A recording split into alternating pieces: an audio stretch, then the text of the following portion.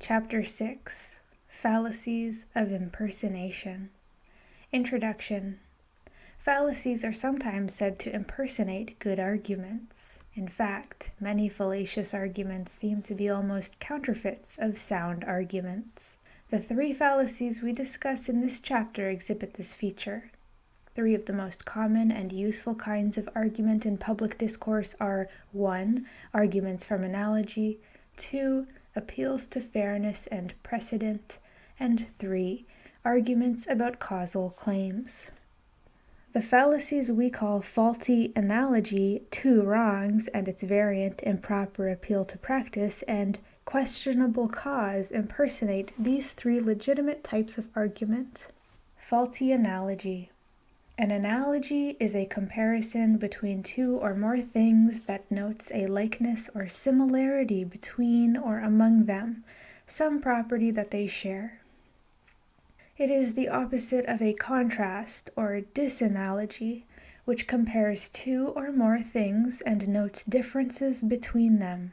Analogies serve a variety of functions. For example, an analogy may be used to describe, "You look like death warmed over," or to explain, "To show that a fallacy has been committed is like producing enough evidence to convict the accused in a court of law," or to state in provocative language, as political columnist James Ayers did when he wrote about the CIA-backed military coup against the Allende regime in Chile. Quote, "Like a group of bystanders unconcernedly gazing at a mugging, the world's democracies stood to one side last week as one of their number was brutally beaten to death." End quote. An analogy can also be used to persuade, and it is such uses, arguments employing analogies, that we are concerned with here. Moreover, we'll restrict our treatment to just one type of such argument, which has been called the argument from a priori analogy. We will call it simply the argument from analogy. Here's an example of such an argument from a letter to the Winnipeg Free Press. It argues for an increase in the sales tax on alcoholic beverages. Quote, "I believe the citizens of this province, whether they be drinkers or dry, might consider it only fair that liquor sales revenue be further increased to cover the costs to society of the extra costs that seem to fall in the wake of imbibing. In other words, why cannot the full costs of the effects of drinking be met by the sales tax on alcoholic beverages, just as the costs of highway maintenance are met by the sales tax on gasoline? What would we expect this additional revenue from liquor to cover? For openers, about 10 million is the annual provincial loss through absenteeism from drinking workers." End quote. Notice what the writer has done here. He has taken an accepted belief that the cost of highway maintenance should be met by a sales tax on gasoline and used it to pave the way for the proposal for an increased tax on liquor. The argument says the 2 situations are alike, so if you accept the principle in the case of gasoline taxes, you should also accept it in the case of liquor taxes. One's acceptance of the conclusion based on this argument depends entirely on the adequacy of the analogy. Does the analogy support the conclusion? To explain how to decide, we need to explain the general strategy of arguments from analogy. Such arguments rely, first, on getting the audience to grant a premise that a certain claim may be made about one of the 2 things being compared. The assumption, usually not made explicitly, is that the claim is true about that thing because it has a certain property. In the above argument, for instance, the writer is claiming that the sales tax on gasoline is used to contribute to the costs of gasoline consumption, namely the wear and tear on highways caused by driving, and legitimately so. The writer doesn't say what makes it fair to use the sales tax on gas to pay for highway maintenance. What she may have in mind is that the amount a driver contributes to the wear and tear on highways is more or less proportional to the amount of highway driving he or she does, which, in turn, is more or less proportional to the amount of gas used. A tax on gas, then, puts the bite on drivers roughly in proportion to the highway wear and tear they contribute. That seems fair, and it gives plausibility to the writer's initial reliance on the fact that the gasoline tax is used to pay for highway maintenance. Having proposed that a certain claim may be made about one of the two things being compared, the arguer then asserts, implicitly or explicitly, that the second thing is like the first, and on the basis of that alleged analogy concludes that the same claim may be made about the second thing. Sometimes the likeness is explicitly contended, and sometimes it's even defended, but often, as in the argument above, it is simply taken for granted. The writer in our example doesn't claim explicitly that gasoline and liquor consumption are alike. Nevertheless, her argument relies on the comparison, for otherwise there would be no point to mentioning that the costs of highway maintenance are paid for by the sales tax on gasoline. For an argument from analogy to be a good one, the second thing being compared to the first must be not just like it, but like it in those respects in virtue of which the claim made about the first thing is acceptable. The property that makes the premise acceptable must be shared by the second thing, if that acceptability is to transfer to the conclusion. Let's review the booze tax argument with these points in mind. For the argument to be cogent, for the existence of the former tax to be a reason for having the latter tax, what makes it reasonable to accept a tax on gasoline consumption must be true also of liquor consumption. The legitimacy of the gasoline tax relied on its fairness, i.e., the rough proportionality between a vehicle's gas consumption and its contribution to highway wear. Is there a rough proportionality between a person's liquor consumption and his or her contribution to the social costs of alcohol abuse? We'd argue that there is not such a correspondence. First, by no means all who consume alcohol contribute to the social costs of alcohol abuse. Most drinkers don't abuse alcohol. Second, the causes of alcohol abuse cannot all be laid at the feet of people who drink too much. Sometimes social and economic conditions beyond their control play a part. So what makes a gas tax fair? Costs borne in rough proportion to responsibility for them does not carry over to a tax on alcohol. The costs of alcohol abuse would not be borne in rough proportion to responsibility for them. To summarize, the writer's argument from analogy fails. It requires that, like a gas consumption and wear on highways, liquor consumption be roughly proportionate to its social costs. But that's not the case. So the two are not similar in the respect needed to support the conclusion. Such arguments, we say, exhibit the fallacy of faulty analogy. Here is another example of an argument from analogy. In reply to an article by Thomas Middleton in Saturday Review calling for stricter gun control legislation, a reader wrote, quote, "I wish to protest the article written by Mr. Middleton. Can Mr. Middleton be so naive as to really believe that banning ownership of firearms would significantly reduce murders and robberies? Did banning booze significantly reduce drinking?" End quote. Setting out the structure of this argument helps make the role of the analogy explicit. 1. Prohibition did not significantly reduce drinking, and A. Banning ownership of firearms is analogous to banning booze. 1 and A point to 2. Banning ownership of firearms won't significantly reduce murders and robberies. Here's a case where the analogy was not explicit, so we made it explicit by adding the missing premise. Does the comparison support the suggested conclusion? That depends, recall, on whether what is true of the first analog, which makes the initial claim plausible, is also true of the second analog. We'll call that key feature the relevant property set. What were the relevant properties of the situation in the 1920s that caused the failure of prohibition to reduce drinking significantly? To answer the question, we need some background knowledge, a normal requirement of argument evaluation.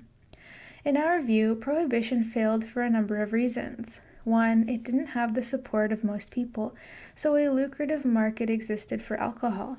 2, smuggling on a large scale could not be prevented, and 3, the illicit manufacture of liquor sprang up and couldn't be stopped. Hence, the relevant properties seem to be that there was a large lucrative market for the product, and illicit importation and manufacture of it could not be prevented. Does the ownership of firearms in our own time share any of these properties? Is there a similar demand for firearms for the purpose of murder and robbery? Is large-scale smuggling or the illicit manufacture of firearms likely in the event of a ban? The answers to these questions aren't obvious. Most murders, we read, are committed by people known to the victim, such as friends or family members, and are not planned, but rather are spontaneous acts that occur in the heat of the moment. If that is true, then it is hard to imagine a demand or market for firearms for the purpose of murder. Robbery, though, is another matter. Are firearms used in armed robberies instead of other weapons such as knives or clubs because of the ready availability of firearms, or because robbers insist on using firearms and would seek them out illicitly if they were banned and not generally available? We don't know the answer to that question, nor, we suspect, does anyone, since guns have long been readily accessible to robbers. In the absence of evidence about the extent of the demand for firearms for murder and robbery, it's hard to speculate sensibly about whether large-scale smuggling or illicit manufacture of firearms would occur in the event of a ban. We conclude, then, that the argument from the analogy of the failure of prohibition is not a strong one. It does not fail because the relevant properties are clearly not shared by the two things being compared, as was the case in the liquor tax argument. It fails because it is open to question whether the relevant properties are present in the guns for murder and robbery situation. The appeal to an analogy between the two situations is problematic, and as a result, it cannot succeed in lending support to the conclusion.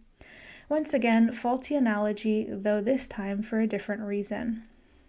Generalizing from the above two arguments and others like them, we get the conditions listed in the box for the fallacy. Faulty analogy. 1. The analogy occurs in an argument from a priori analogy. A. In the premise of an argument, a predicate is attributed to a first thing, a person, act, event, situation, and so on, allegedly because of a set of properties it has. Call these the relevant properties. B.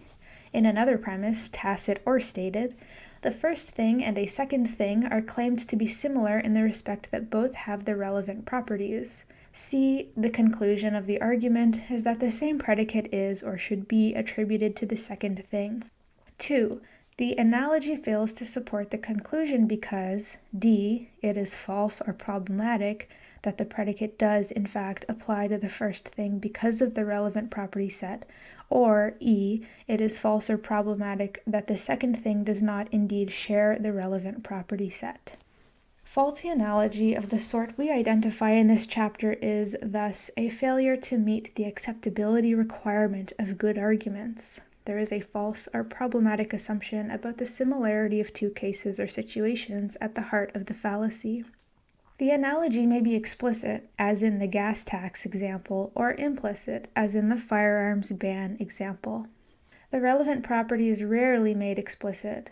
The first step in showing that an argument contains faulty analogy is to establish that you are, indeed, dealing with an argument from analogy, which means establishing that conditions 1a, 1b, and 1c pertain. For example, suppose a student, Maria, argued, quote, Lewis handed in his paper a day late and didn't get penalized. I handed my paper in a day late and I was penalized 5%. It's not fair. I shouldn't get penalized for being late if Lewis didn't. End quote. Here, the predicate of being excused from any late penalty is attributed to Lewis's paper. No ground for this predicate is explicitly offered by Maria, so presumably she thinks it is the property of being no more than 1 day late. Here we have satisfied condition 1a. Maria goes on to claim that her paper is similar to Lewis's in being a day late. Pointing that fact out satisfies condition 1b. Maria's conclusion is that her paper should also be excused from any late penalty, which is the predicate attributed to Lewis's paper.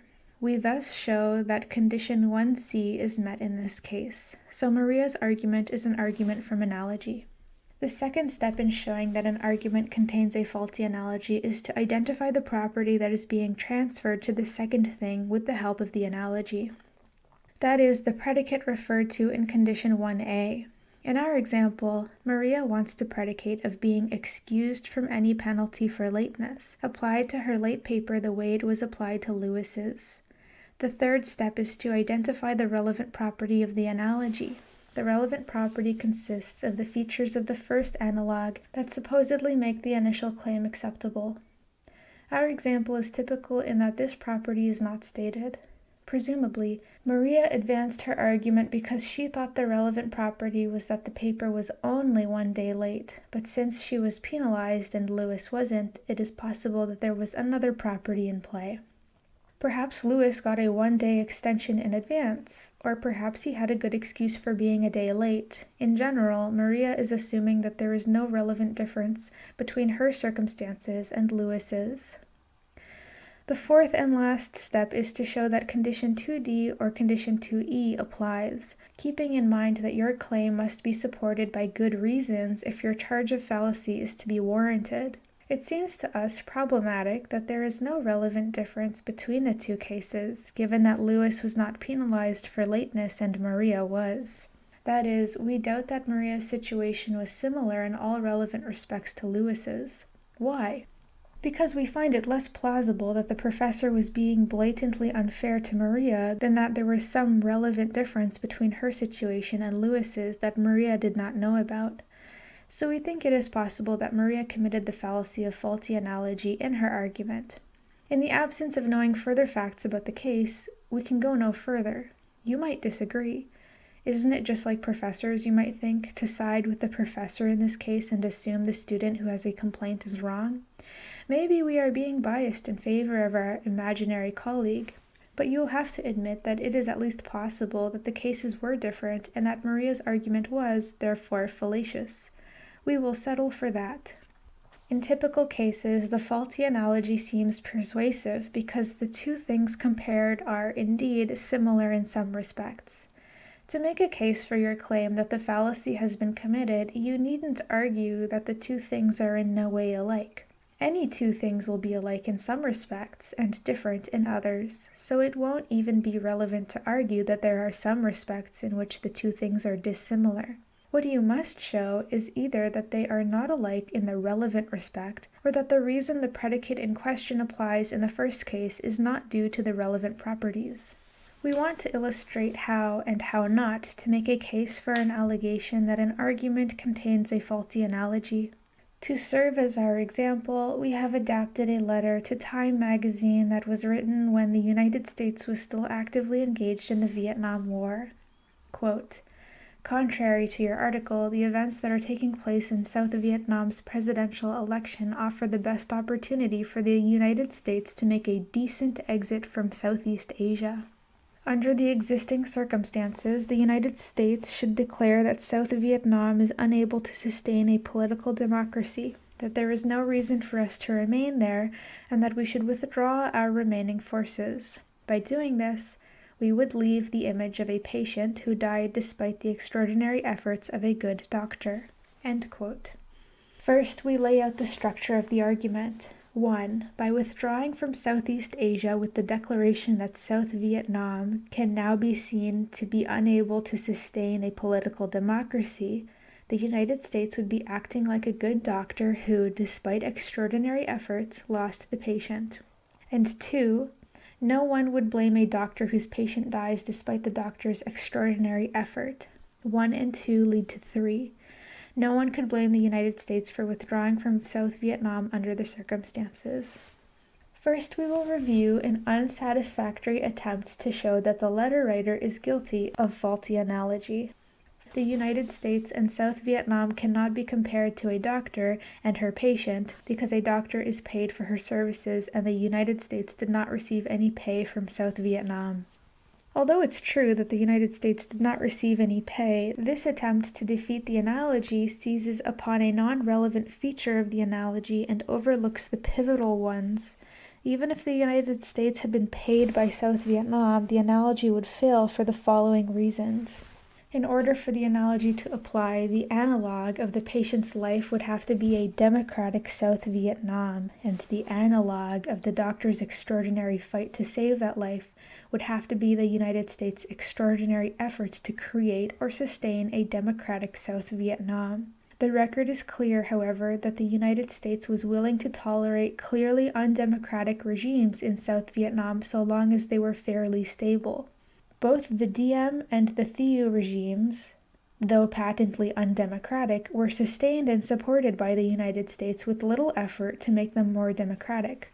The analogy fails then in the respect relevant to support the conclusion. The doctor did not make an extraordinary effort to save the patient's life. It also fails because the doctor-patient metaphor has certain built-in assumptions not warranted here. It assumes that South Vietnam was a single patient, but that assumption is questionable. The war there could have been interpreted as a civil war, with the United States in the role of a doctor treating conjoined twins, one of whom does not want to be separated.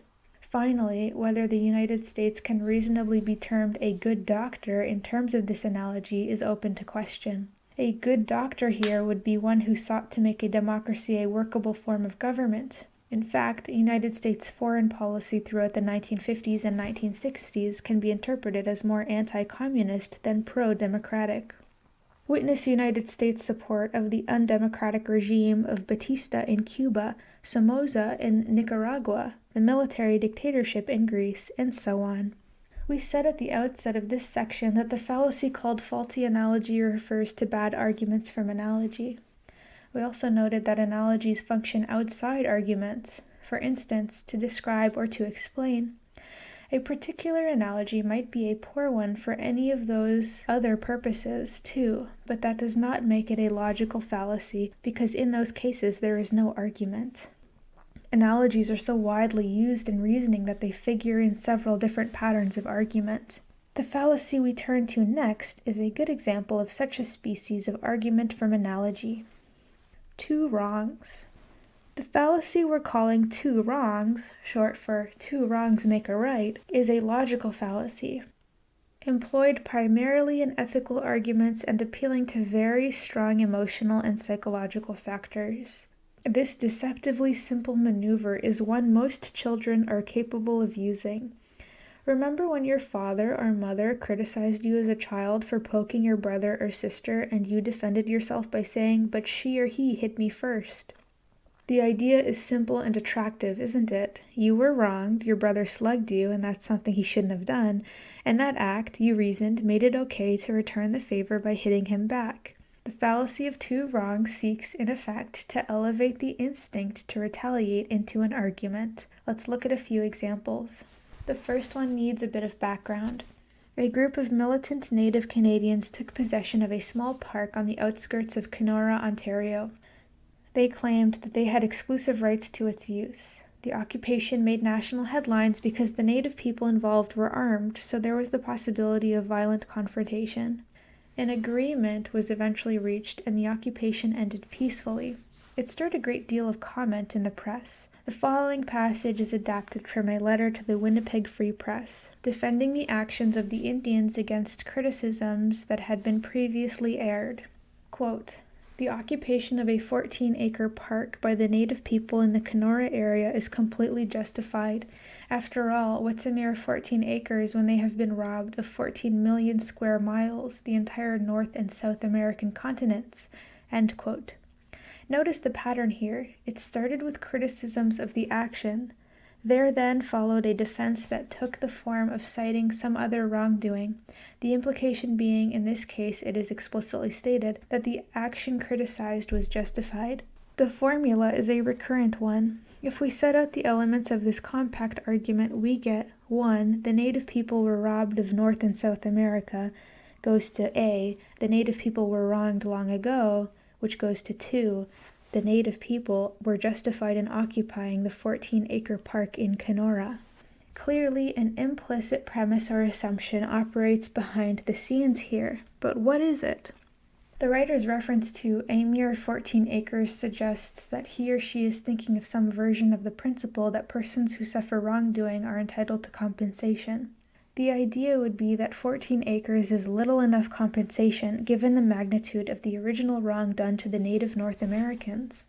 In claiming that the Indians were justified, the writer would no doubt concede that the seizure of the park by just any group would, in normal circumstances, be wrong. Thus, the complete idea behind the argument is this: an action that would be wrong if taken in extraordinary circumstances is permissible under certain circumstances. The ordinary judgment that would be applied to such an action in normal circumstances is overruled, or does not apply, so it is alleged. because in this case the agent has already been wronged by the person whom the action is affecting. The first wrong justifies the second one and makes it right. In other words, two wrongs make a right. When such arguments seem plausible, it's because they appeal to our sense of justice and fair play. They model legitimate arguments. They go wrong, however, when they involve a misapplication of the principles of justice, when they involve unwarranted assumptions, or both. In the case of the argument about the Kenora occupation, the wrongs done to Indian peoples in the Americas by invading Europeans does not justify the occupation of the Kenora Park by local natives. Even if the forebears of the non-natives living in Kenora today stole land from the Aboriginal residents, that does not justify the park takeover because the mere suffering or a wrong from someone does not, by itself, warrant acting outside the law to try to redress that wrong. If that principle were embraced, then private feuds would be constantly disrupting peaceful society. There must be additional factors present, such as that the Kenora band had tried every legitimate means to get its land back, and was refused any sort of fair hearing, plus perhaps that the occupation of the Kenora Park seemed the most effective way of drawing attention to their grievance and getting a fair hearing. But the writer appeals no such additional factors in this case. Do not infer from these points that we are saying that the Kenora Park occupation was wrong. Our objective is not to judge that issue. Our argument is only that the writer's defense of that takeover, based as it is solely on an appeal to a past wrong, does not succeed. It remains an open question whether the takeover was justified on other or additional grounds such as those we've just mentioned. We need to say something here about an ancient principle of justice, the lex talionis, an eye for an eye, a tooth for a tooth, which has been mistakenly used to try to justify two wrongs make a right reasoning. The point of that law, which defined a sort of combination of retribution and compensation, was that no more than an eye could be taken for an eye. It placed a limit on compensation or retribution. Furthermore, lex talionis was undoubtedly intended metaphorically, not literally. Its message was that the compensation or retribution should be equivalent, not identical, to the damage. Finally, the law did not stipulate that the person who suffered the wrong should be the one to exact retribution from the wrongdoer. It was left to judges to interpret the extent and seriousness of the wrong done and to decide what would be appropriate compensation, and then it was left to the officers of the court to enforce the judgment.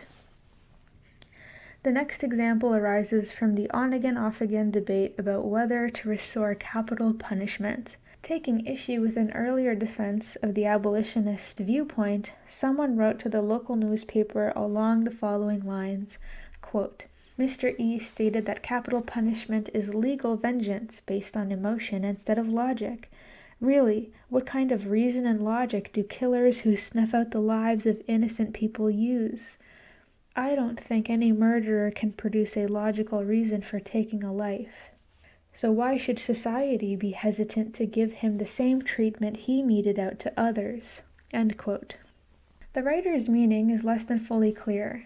Is she arguing that just as a murderer cannot produce a logical reason for taking a life, so too society should not have to apply reason and logic to its actions? Probably not. Perhaps her point is that capital punishment is society's emotional response to murder, but that is all right because murder itself is an act of emotion, no logical, i.e. non-emotional reason for taking a life being imaginable. The writer's reasoning in this case would seem to be that an emotional reaction to murder, namely the desire to impose capital punishment, is justified since murder itself is a crime based on emotion. The trouble with this reasoning is that it does not yield defensible results consistently. Emotional acts are often best diffused by coolly unemotional responses. Our gut reactions to wrongs we and others suffer, our impulse to strike back at the wrongdoer, is often counterproductive or futile, not to say illegal. So our writer must find some other argument to defend capital punishment. The manner in which murders may be carried out cannot justify reacting to them in the same manner. The next two examples bring out variations of the pattern we've been looking at. They're close enough in spirit to the two wrongs fallacy to be considered here. A state official who shall remain nameless came under criticism because the agency for which he was responsible had bungled the storage of surplus eggs, and over 27 million eggs had been allowed to spoil. In an interview, the official took issue with his critics by saying, quote, "I wouldn't call that a surplus. It was only 2 days' consumption for the whole state. They think that's a lot, but how many billions, and I mean billions, of potatoes were dumped in Idaho years ago? Nothing was said about that." End quote.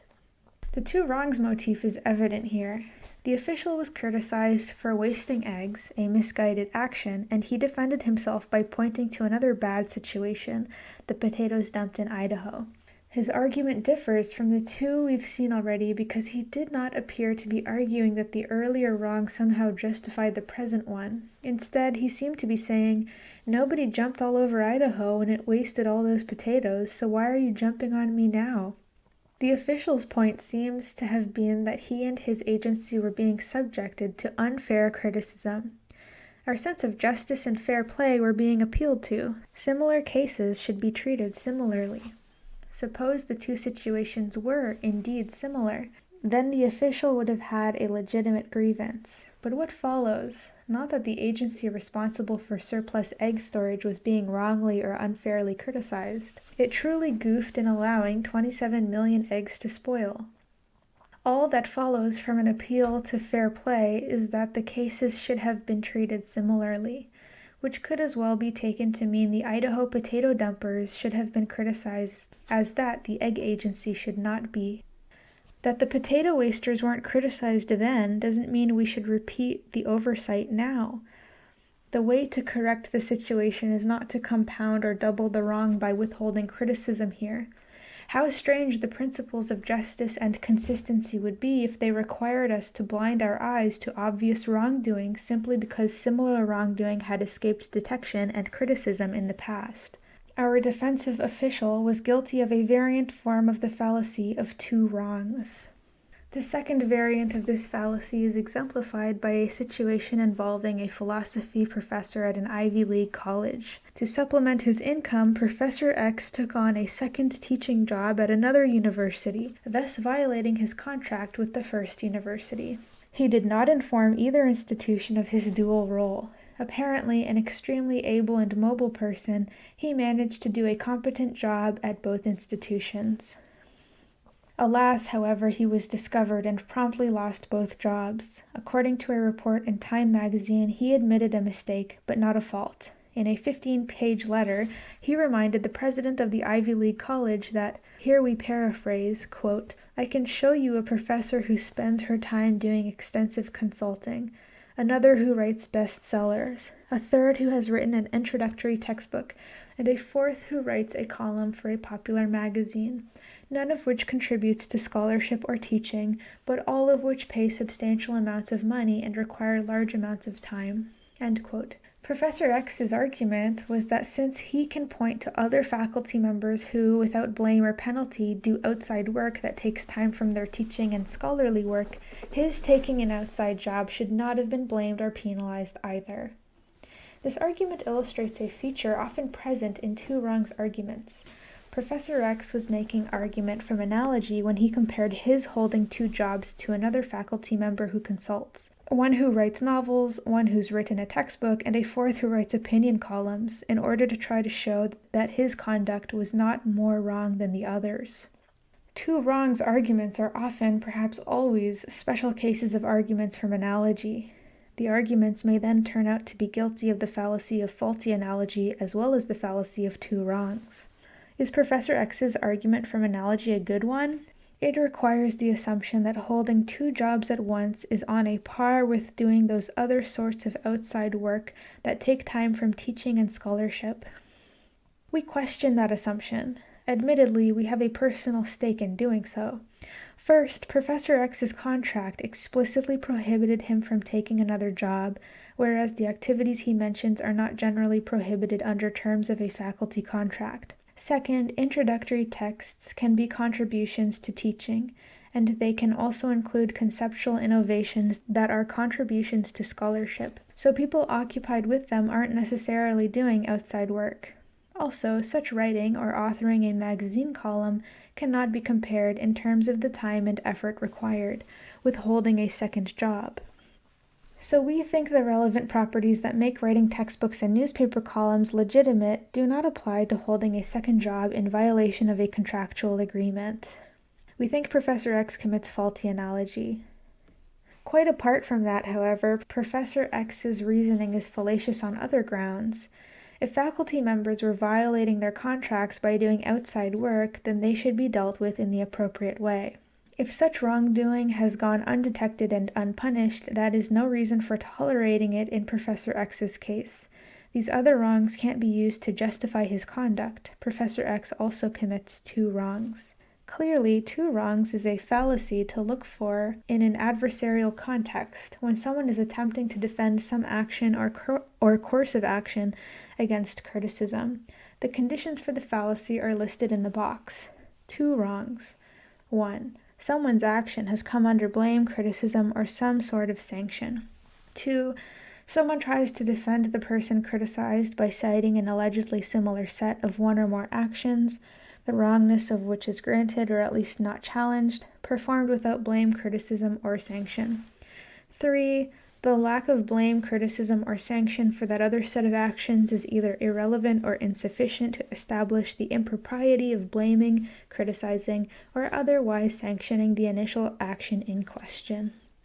The two wrongs argument is fallacious, at least in the paradigm versions, when it offers no reason for us to put aside our standard condemnation of a given action other than the fact that the agent previously received an injury from the victim of his or her current action. By itself, such a ground must always be insufficient evidence, and it may also be irrelevant, at least in a society like ours, where vengefulness is not a virtue and where the right to punish offenders has been taken out of the hands of the injured individual. Thus, the two wrongs argument will either fail to meet the relevance criterion of good arguments, or it will fail to meet the sufficiency requirement. We place two wrongs next to faulty analogy because its typical pattern of argument involves a claim of an analogy between two similar-looking treatments. Variations on the basic pattern of the two wrongs fallacy don't go quite so far as to try to justify the wrong. They are attempts to excuse or to mitigate blame or to block criticism.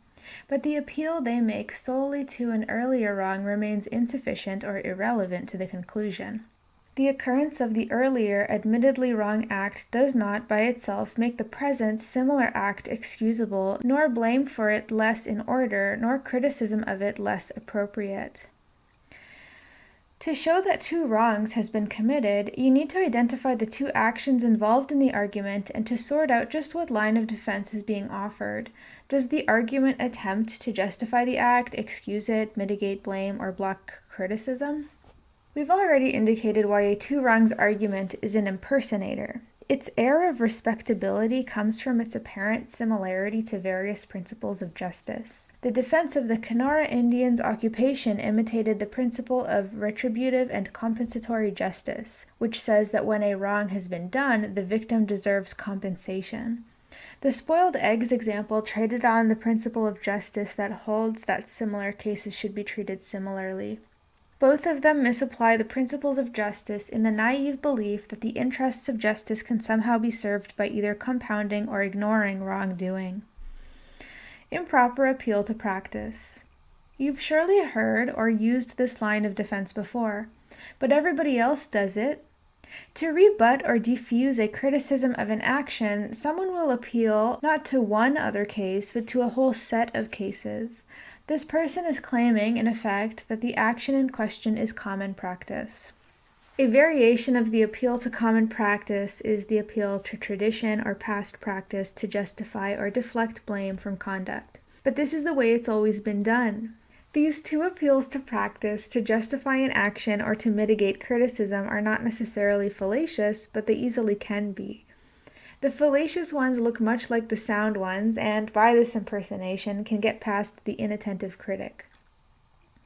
Consider this example, which is an extension of the excerpt from Vincent Teresa's Reminiscences discussed earlier in Chapter 2.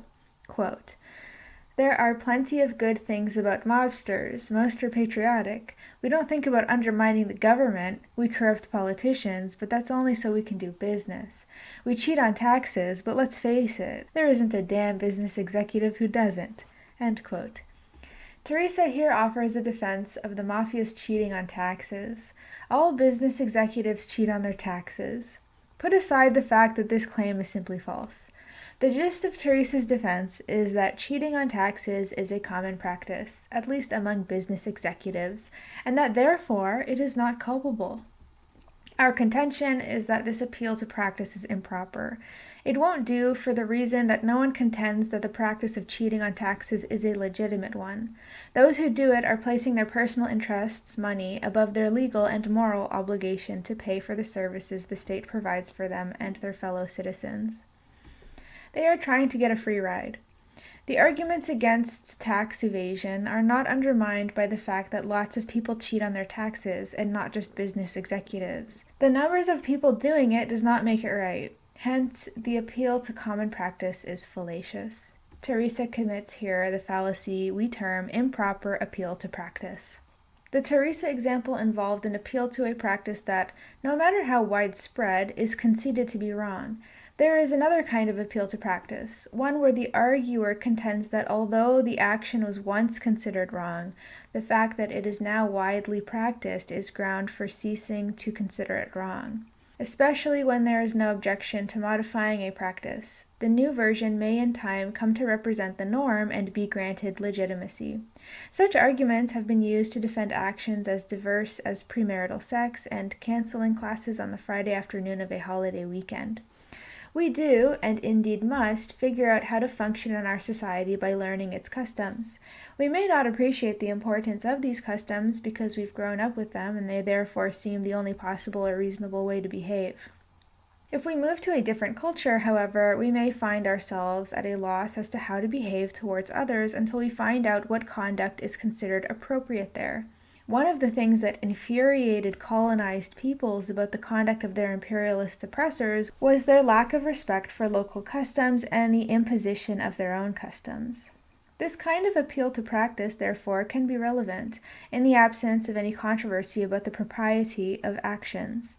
The appeal, however, is accepted and is not being challenged. When a practice is in the midst of change, or if there is a dispute about its continuance, clearly an appeal to that practice would beg the question.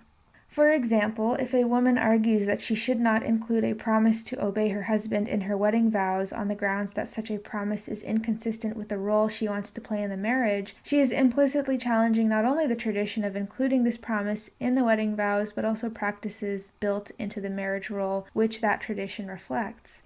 It would be irrelevant in that situation for her traditionalist parents to argue that she should follow the standard service and make the promise to obey on the grounds that this is part of the traditional and customary wedding service. In appealing to the tradition, they are assuming its legitimacy, when that is just what she denies. For this sort of improper appeal to practice, what makes the appeal improper is that it begs the question. Here is another example to illustrate an improper appeal to practice. The following fragment from a letter to the editor opposing gun control legislation is typical. Quote, "The people of this country are accustomed to living in a state of individual liberty. Part of our heritage is the privately owned firearm." End quote. This heritage, or the myth that there is such a heritage, is precisely what proponents of stricter gun control legislation want to put an end to. The writer's appeal to tradition takes for granted what is at issue, so it begs the question. What he needs to do is produce reasons that will answer the present objections to continuing the tradition. We can, then, distinguish the following different types of appeal to practice used to defend an action against criticism. Case 1. There is the appeal to a practice that is conceded to be wrong. This appeal is improper because it is irrelevant. Case 2. There is the appeal to a practice that is in the midst of change or under dispute. This appeal is improper because it begs the question. Case 3. An appeal to practice is used to argue that values or expectations have changed. If the arguer establishes that the new practice is generally accepted and unchallenged, then the argument in that respect is not fallacious. But if the arguer fails to show that the practice has become established, then it's a case of improper appeal to practice due to a hasty conclusion. The conditions of improper appeal to practice are listed in the box. Improper appeal to practice. 1. Someone defends an action against criticism by arguing that the conduct is widely practiced, is a customary practice, or is a traditional practice. 2. Either there is, in fact, no such practice, or in these circumstances, the existence of the practice is not relevant or not sufficient to justify or excuse the conduct being criticized. An improper appeal to practice will, in some instances, be a violation of the acceptability criterion of good arguments. In others, it will be a violation of the relevance requirement. And, in yet others, it will be a failure to satisfy the sufficiency criterion. We continue this section with an example that we find difficult to analyze. Some years ago, the city of Regina, Saskatchewan was debating whether to build a new city hall. The city council favored the idea, but not all taxpayers shared its opinion, as the following, adapted from a letter to the editor, attests. Quote, "A new city hall will cost many millions of dollars, and that cost will increase the property rate as well as other taxes. In the opinion of many taxpayers, it is undemocratic for the mayor and city council to bypass the public on this important issue. Past councils would never have gone ahead with this scheme until the people had approved of it in a special ballot." End quote.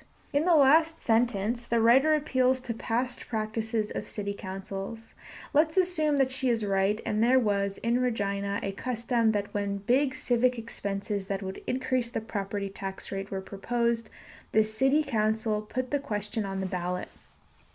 In that case, the argument is a strong one, we think, though not yet complete, for the writer would also need to show that no one on previous councils had raised any objection to the city's practice, and therefore there was no particular reason to amend it. One could imagine a council member making such an objection. A city council is, after all, elected by the citizens to run city government and plan for the city's future. That will often involve making commitments for expenditures. If council members have the legal authority to do this, then by virtue of having been elected, they have the moral trust of the electorate to make such decisions. It might be argued then that a city council would be abrogating its responsibility and wasting time and money if it delayed a decision until the next election or held a special referendum. So, as it stands, we think the writer's argument is a case of improper appeal to practice. In this case, however, the flaw seems minor. It might easily be repaired by providing assurances that the practice of putting major expenditures on the ballot had not explicitly been objected to. An improper appeal to practice is a cousin of the two wrongs argument.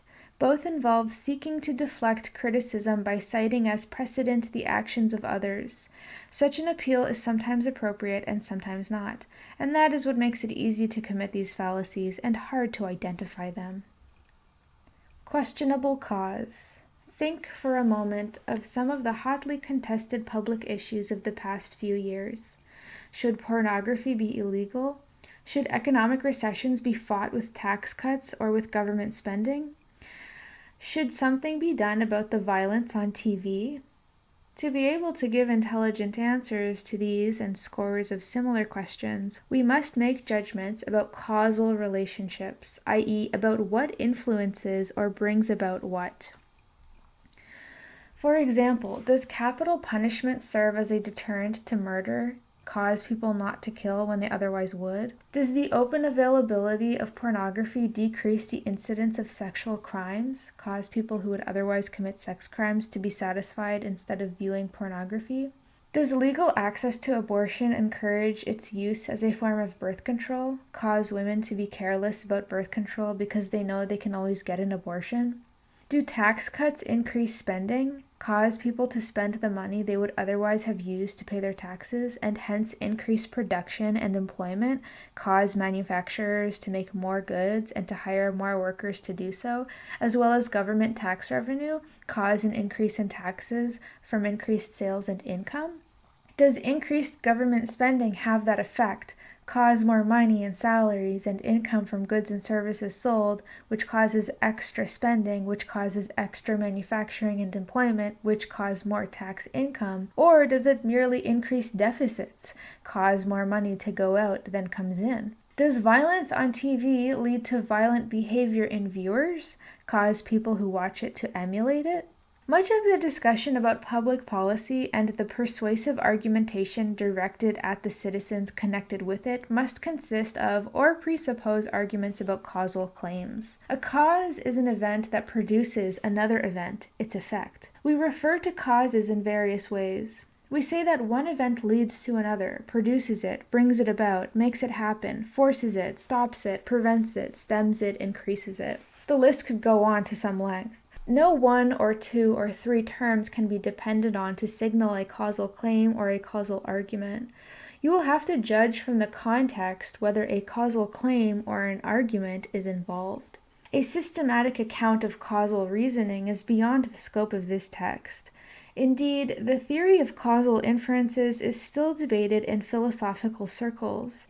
As it happens, however, detection of some of the kinds of mistakes typically found in causal reasoning that characterize public policy discussions, as contrasted with debate among scientists about their sciences, does not depend on rhetorical subtleties. Moreover, causal fallacies are best understood through the examination of concrete examples. We will work through a healthy sample of representative errors and arguments employing causal claims, introducing any needed theoretical background information as we go. These errors, we shall say, constitute cases of the fallacy we call questionable cause. Arguments to and from causal claims. It's useful to distinguish two types of arguments involving causal claims. Some are intended to show that one thing is the cause of another. Their conclusions are therefore causal claims. We call them arguments to a cause. Others use a causal claim as a premise and argue from there to some further claim, often a recommendation or an action or a policy. We call these arguments from a cause. Of course, the two may be combined. Someone argues first that X causes Y, an argument to a cause, and then uses that conclusion as a premise to argue that something should be done to prevent X on the grounds that Y is undesirable, or that something should be done to bring about X on the grounds that Y is desirable, both arguments from a cause. Keeping clear about the distinction between arguments to a cause and arguments from a cause can help you spot flaws. For instance, it may be true that X is a cause of Y, for example, that handguns are a cause of murders, but not the only one. Hence, an argument based on the assumption that X causes Y, and concluding that preventing X, restricting access to handguns, will therefore prevent Y, bring an end to murder, is clearly a case of questionable cause, because other causes of Y will still be operative even if X is stopped. Although most arguments in the public domain involving causal claims push recommendations that an action be taken or that a policy be implemented, and thus are arguments from causes, their flaws are usually due to some error in reasoning to a causal claim. Therefore, in the inventory of examples that follow, we focus primarily on arguments to causal claims and the typical ways in which they can go wrong. Particular and general causal claims.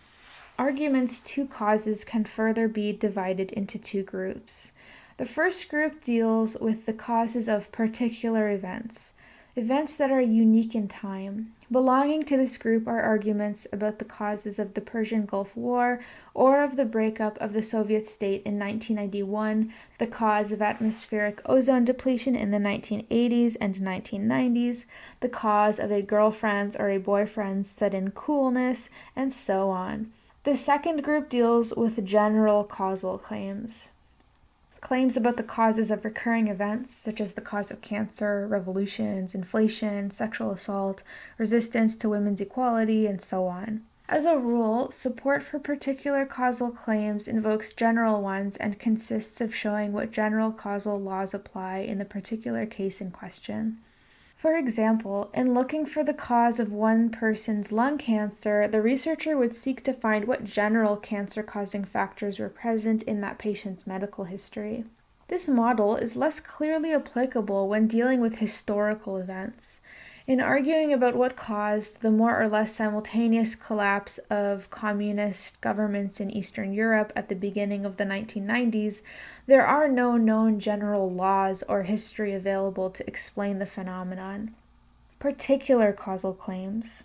The following examples will illustrate some of the variants of questionable cause possible in arguing to the causes of particular events. Back in the spring of 1975, Canada changed from the Fahrenheit to the Celsius scale for measuring temperature. Among the many who complained about the change was a gentleman from Cape Breton, Nova Scotia, who wrote to his local newspaper, quote, "Ever since we changed over to Celsius, the weather has been unusually irregular." End quote. The man's assumption was that the switch from Fahrenheit to Celsius caused the irregular weather. We can smile at this inference, but the kind of mistake he made is not always without dangerous possibilities. What is wrong with this argument is that the mere existence of a before and after sequence is never, by itself, sufficient basis for a causal claim. For a number of events immediately precede any effect, yet not all can be its cause or causes. We know the inference about the irregular weather was silly because we are familiar with the kinds of hypotheses meteorologists employ or try to explain weather changes, and we know that the influence of the units of temperature measurement is not among these hypotheses. Such arguments are said to commit the fallacy called post hoc, ergo propter hoc. After this, therefore because of this. What gives this reasoning its appeal is that typically a cause of an event immediately precedes it. Looking for an effect just prior to the one whose cause is being sought is therefore quite appropriate. The fallacy occurs when the arguer moves straight from the fact that X came immediately before Y to the conclusion that X caused Y. It is necessary further to have some hypothesis connecting the two events and finally to rule out alternative hypotheses as less plausible. The following chain letter has been in circulation for at least the past 15 years. Versions of it came to us in the mail twice, more than 10 years separating the two occasions, and we have heard of others getting it too. Perhaps you have seen it. Quote, "Trust in the Lord with all your heart and knowledge, and He will light the way. This prayer has been sent to you for good luck.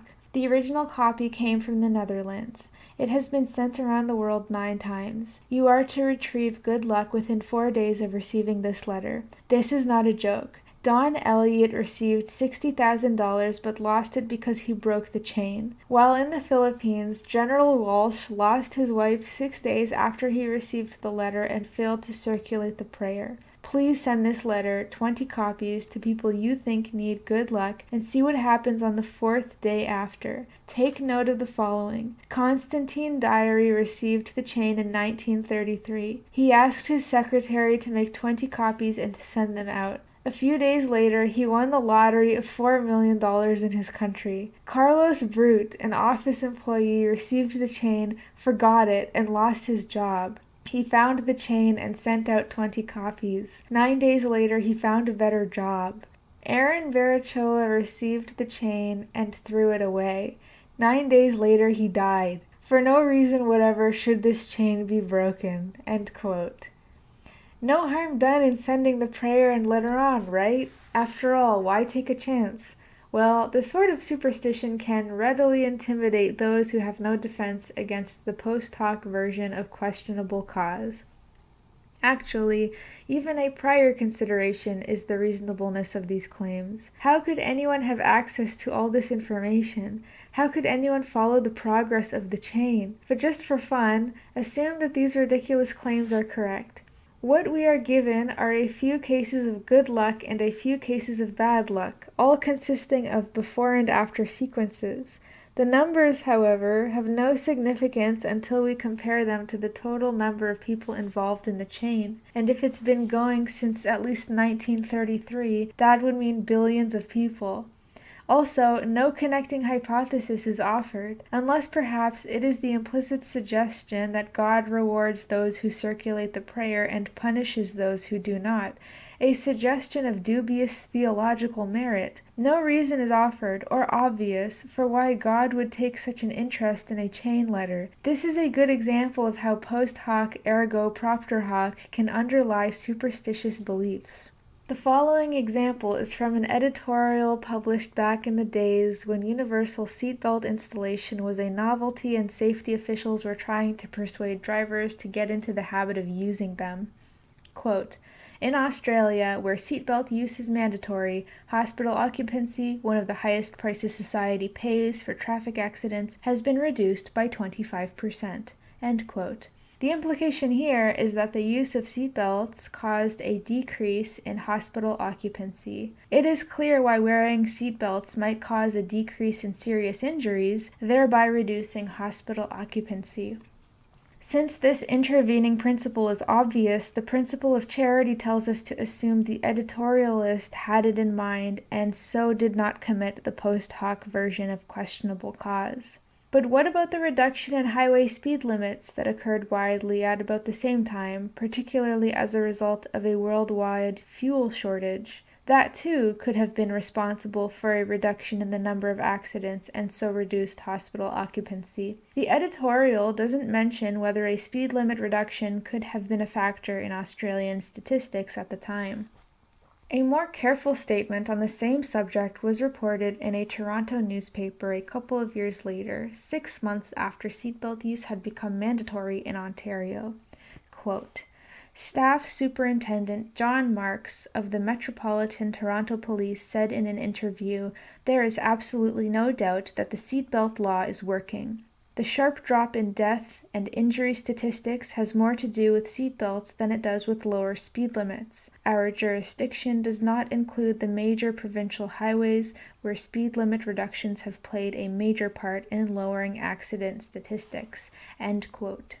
Here, Staff Superintendent Marks acknowledges the alternative hypothesis and explains why it was unlikely to have been a factor in causing the drop in deaths and injuries in auto accidents. Another kind of mistake in arguing to causes consists of treating an explanatory hypothesis as an account of the cause of an event without sufficient evidence. Here's an example from a Time magazine story some years back.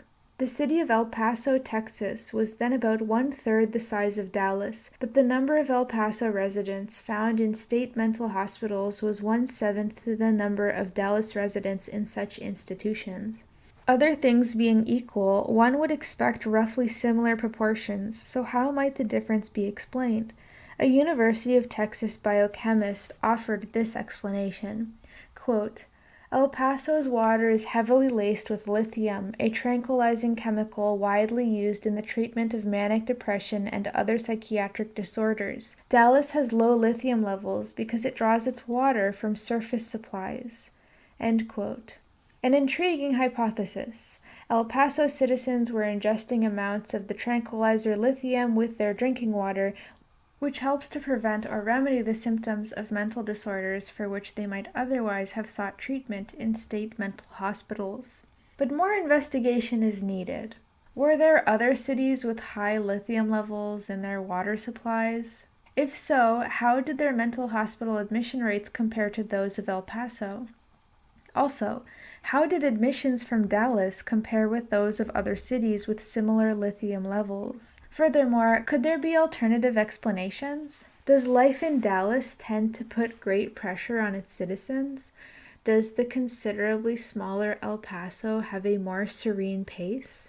Without investigating further the correlation between lithium intake and mental hospitalization, and without checking alternative explanations, the biochemist is guilty of questionable cause. As it happened, Time magazine had come across a competing hypothesis. Quote, State mental health officials point out that the mental hospital closest to Dallas is 35 miles away from the city, while the one nearest El Paso is 350 miles away. End quote. We shall not commit questionable cause ourselves by asserting that the health official's explanation provides us with the cause of the higher incidence of mental hospital admissions in Dallas, but since the biochemist ignored that possibility, he can be charged with the fallacy. Here's another example from a London, England newspaper.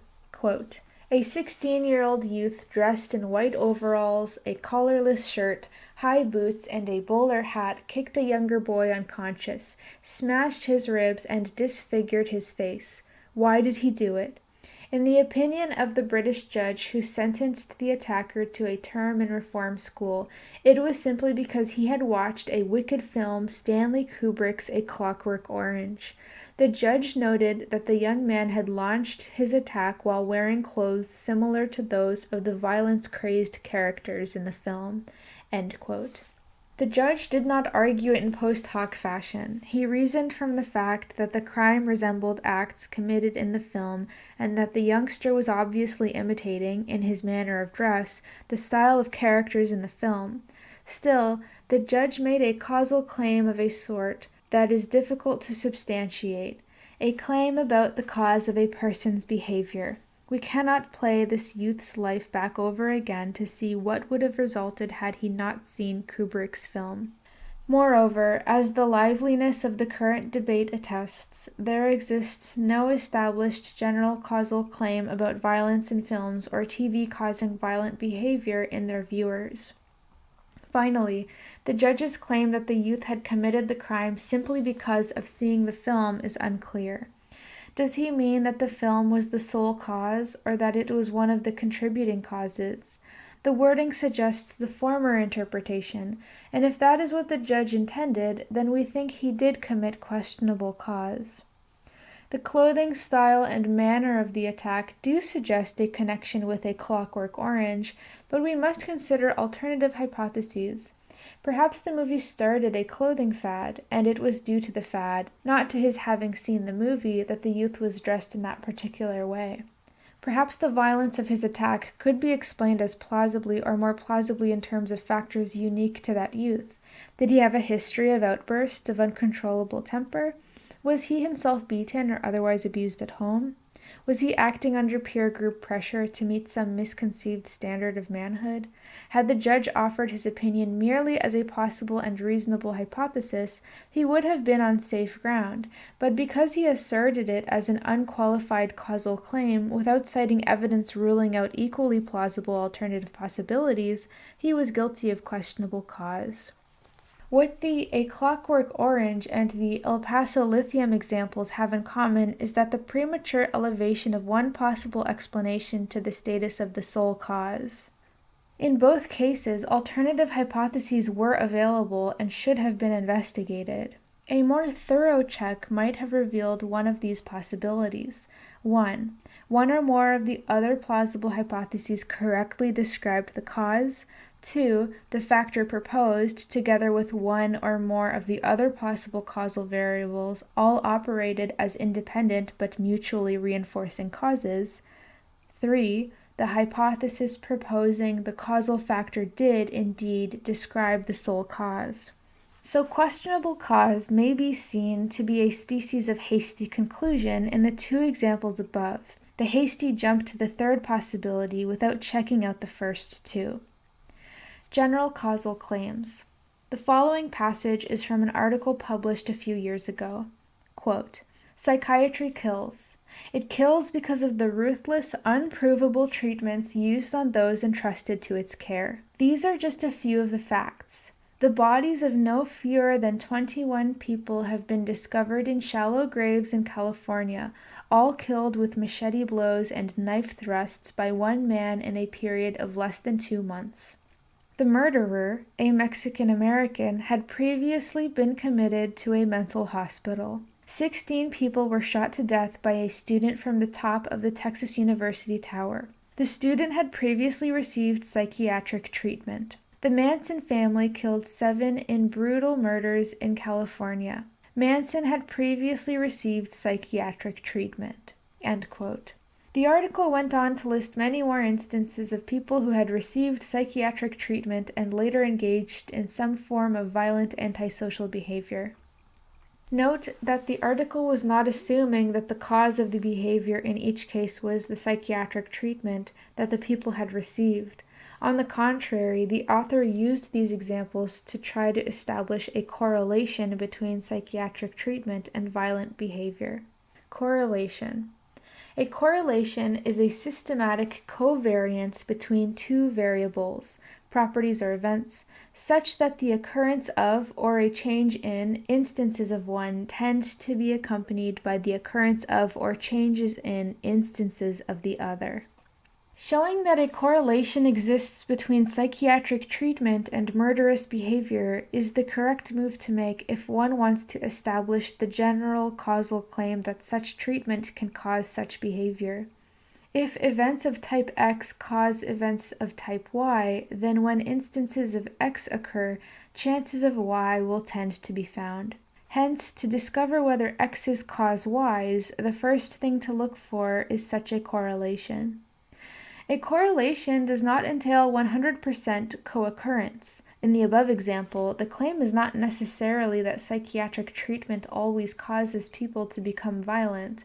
More likely and more typical of general causal claims of this sort, what is being argued is that psychiatry can cause violence. Nor is the article claiming that psychiatry is the only cause of violence. In fact, it's a claim of the same variety as the assertion that smoking cigarettes in sufficient quantity causes lung cancer. Pointing out such counter instances as that novelist Somerset Maugham smoked 4 packs a day for most of his life, yet died a natural death at the age of 91, does not refute the general claim. Nor does showing cases of people who received psychiatric treatment but did not commit murder refute the former claim. Furthermore, just as the fact that there are other causes of cancer besides smoking does not show that smoking isn't also a cause of cancer, so the fact that there are more causes of violent behavior besides psychiatric treatment would not show that psychiatry is not an additional cause of violence. Does the article then establish that psychiatry is a cause of violent behavior? Clearly not. To show precisely why not, however, we must say more about the method of establishing this kind of general causal claim, and it will help to use the example of the established general claim that tobacco smoke is a cause of lung cancer. To establish that claim, researchers first had to demonstrate by carefully systematic studies that the incidence of lung cancer is significantly higher among smokers than among non-smokers. By significantly is meant roughly that the difference is too striking to be explained by chance. It is reasonable, therefore, to hypothesize a causal link between tobacco smoke and lung cancer. To corroborate this hypothesis, however, researchers had to rule out factors other than tobacco smoke that are associated with smoking and, therefore, may have been the actual causal agents. For example, the fumes from cigarette paper, match, or lighter. They also had to rule out factors that might cause both smoking and lung cancer independently, factors such as stress. Experiments were run in which these factors were present, but the tobacco was absent, and the correlation with lung cancer disappeared. The experiments were refined until it was established that the nicotine and tar in cigarette tobacco are the causally operative factors. Researchers have not yet succeeded in discovering the precise mechanism at work, largely because they do not yet know enough about cancers generally, but it's considered a well-established causal claim that tobacco smoke is a causal factor in contracting lung cancer. By comparing it with the article arguing that smoking is a cause of lung cancer, we can now take stock of the deficiencies in the article arguing that psychiatric treatment is a cause of violent behavior. They are: 1. The psychiatric treatment-murder correlation was inadequately established. The evidence was anecdotal, not systematic. What should have been done, the sort of study done to establish the tobacco smoke cancer correlation, is this: obtain representative samples of those who have and those who have not received psychiatric treatment. Check each group for its incidence of subsequent violent behavior. only if there is a statistically significant difference between the two groups, with the treatment sample showing a higher incidence of violent behavior, has a correlation worth further consideration been established. 2. Additional correlations that might have turned out to signify causal connections were not ruled out. In the cancer example, tar and nicotine were isolated as the causal factors, and cigarette paper fumes, match fumes, and stress were eliminated. For instance, what led the people cited in the psychiatric treatment article to seek or be referred for psychiatric treatment? Chances are that some underlying disorder first showed symptoms that resulted in their receiving psychiatric treatment, and that in spite of the treatment, this disorder later also caused the murderous behavior. The article produced no evidence to rule out such an additional correlate as a causal factor in the violent behavior. On these two counts, then, we consider the article guilty of questionable cause, in arguing to the general causal claim that psychiatric treatment can cause violent behavior. Arguments from causal claims. We have been concentrating on these examples as arguments to causes. However, in almost every case, the argument was intended as background for a further inference based on it. The gentleman from Cape Breton was suggesting that perhaps Canada ought to return to Fahrenheit degrees. The point of the argument about seatbelts was to commend their use. The London judge went on to urge the censorship of movies like A Clockwork Orange, and the psychiatry article argued that people ought to avoid psychiatric treatment. We're not sure whether the Texas biochemist was making any recommendations about the introduction of lithium into water supplies. It's possible now to compile a rough catalog of mistakes found in arguments from causes, using the above examples to illustrate them. An argument from a particular causal claim is faulty if 1. The recommendation is based on a pure post hoc ergo propter hoc inference without even any connecting hypothesis proposed. See the Cape Breton gentleman's anti-Celsius argument, example 18, and the chain letter, example 19. 2.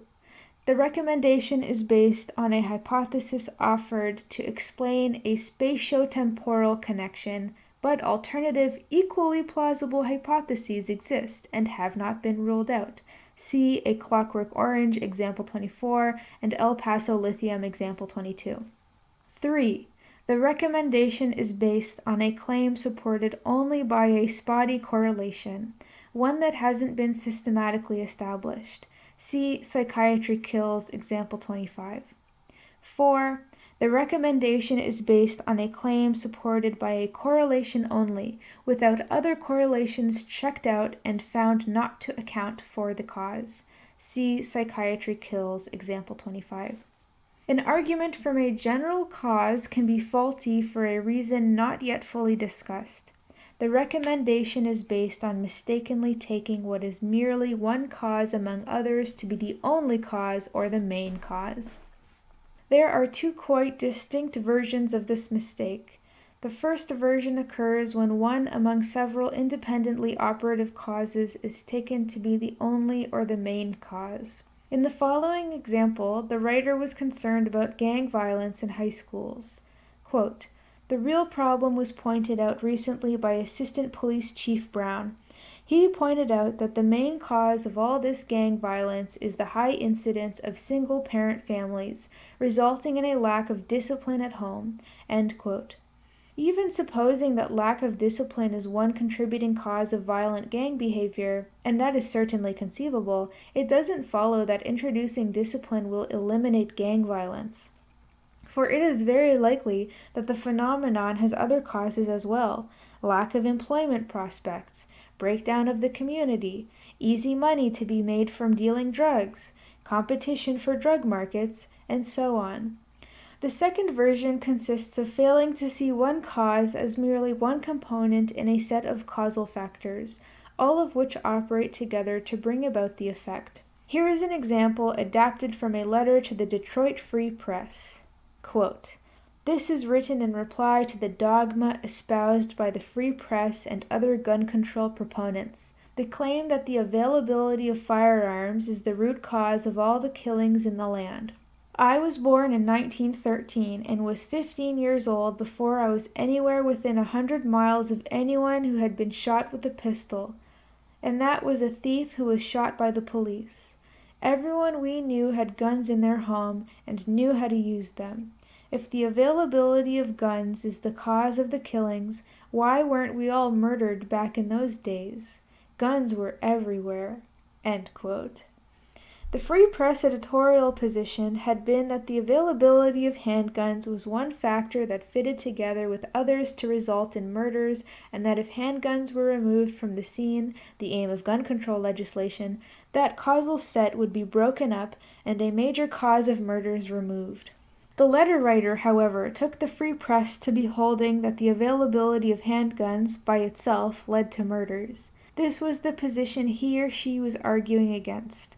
This is a case of straw person fallacy because the writer is criticizing the Free Press for a position it did not take. It seems to us that the writer's straw person attack was probably due to his or her confusing two different types of causal factor, necessary and sufficient causal conditions. Necessary and sufficient conditions. Philosophers and scientists have developed a convenient terminology for distinguishing two ways in which a factor can contribute causally to an effect. They distinguish between necessary and sufficient causal conditions. A sufficient causal condition is an event or factor the presence of which brings about another event.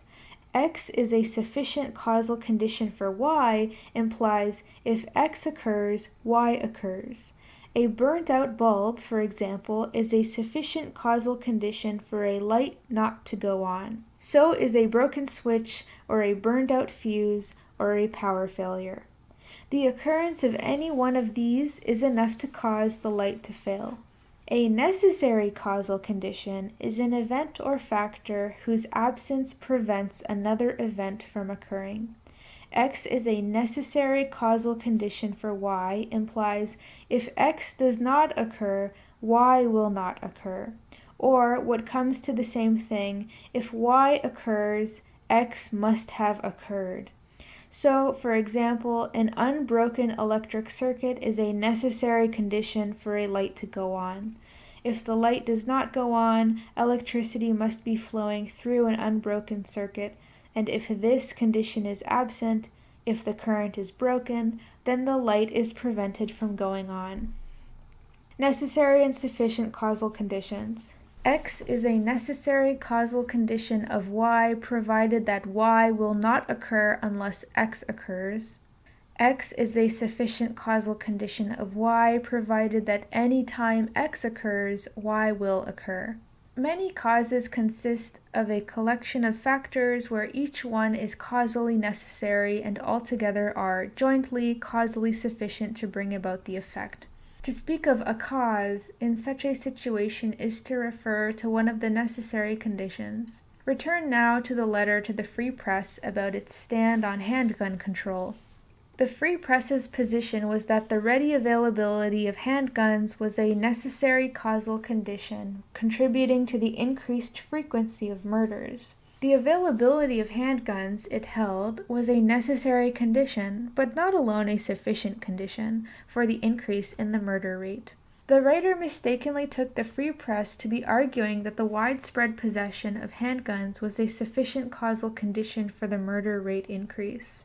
The second version of treating one cause as the only cause can be described as confusing a necessary causal condition with a sufficient causal condition.